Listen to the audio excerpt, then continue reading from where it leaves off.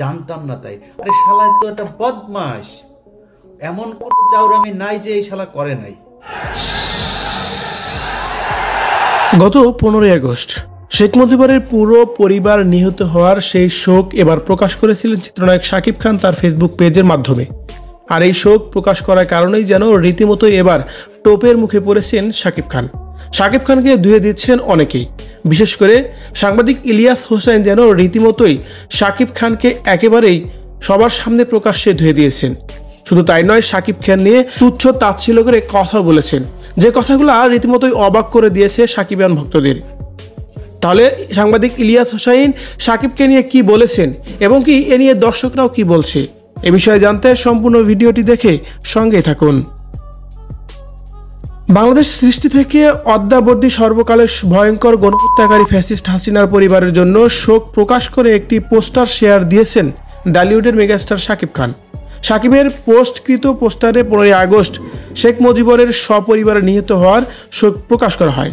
আর এতেই মিশ্র প্রতিক্রিয়া দেখা দিয়েছে সংবাদ মাধ্যমে। আর তাই তো এদিকে মেগাস্টারের এমন মুজিব বন্দনার বিষয়ে তীব্র ক্ষোভ প্রকাশ করেছে নেটিজেনরা। পোস্টারটির কমেন্ট বক্সে নাজবুল হোসেন মুকুল নামের একজন লিখেছেন, আপনি যে ফ্যাসিস্টের দোসর তাই স্পষ্টই বোঝা যাচ্ছে। রূপন্তী ইসলাম লিখেছেন, জুলাই গণঅভ্যুত্থানে দায়সারাভাবে পোস্ট করে এখন আবার হাসিনা পরিবারকে জাস্টিফাই করতে আসছেন। এভাবে যেন বিভিন্ন দর্শক, বিভিন্ন নেটিজেনরাই শাকিব খানকে নিয়ে কথা বলেছেন। তবে বিশেষ করে সাংবাদিক ইলিয়াস হোসেন যেন প্রকাশ্যেই ধুয়ে দিয়েছেন শাকিব খানকে। শাকিব খানকে নিয়ে তার ফেসবুক আইডিতে একটি পোস্ট দিয়েছেন।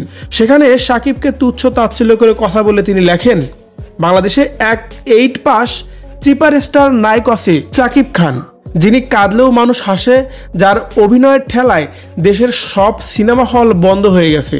প্রতি ঈদে একটা সিনেমা বের হলে উনি নিজে টাকা পয়সা দিয়ে কিছু পোলাপান ভাড়া করে স্টার সিনেপ্লেক্সে নিয়ে যায়, সাথে কিছু সাংবাদিকও ভাড়া কাটে। সবার মিলিত প্রচেষ্টায় হাউসফুল একটা নিউজ হয়। বাস্তবে সিনেমা কেউই দেখে না। এরকম হিজরাত সুপারস্টার শেখ মুজিবের প্রতি শ্রদ্ধা জানালেই বাকশালী ভণ্ড মুজিবকে আবারও মিথ্যা নায়ক বানানো যাবে না।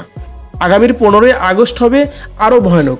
এভাবে যেন শাকিব খানকে ঘিরে সাংবাদিক ইলিয়াস হোসেন তার ফেসবুক পেজে কথাগুলো বলেছিলেন। আর এই কথা নিয়ে এখন সোশ্যাল মিডিয়া হচ্ছে অনেক বেশি আলোচনা সমালোচনা। ভিউয়ার্স, বাংলাদেশের সুপারস্টার শাকিব খান, তাকে নিয়ে রীতিমতোই সাংবাদিক ইলিয়াস হোসেন তার ফেসবুক পেজে যেভাবে কথাগুলো বলেছেন, এই কথাগুলোকে আপনি কীভাবে নিচ্ছেন? অবশ্যই আপনার মূল্যবান মতামত কমেন্ট করে জানাবেন কমেন্ট বক্সে।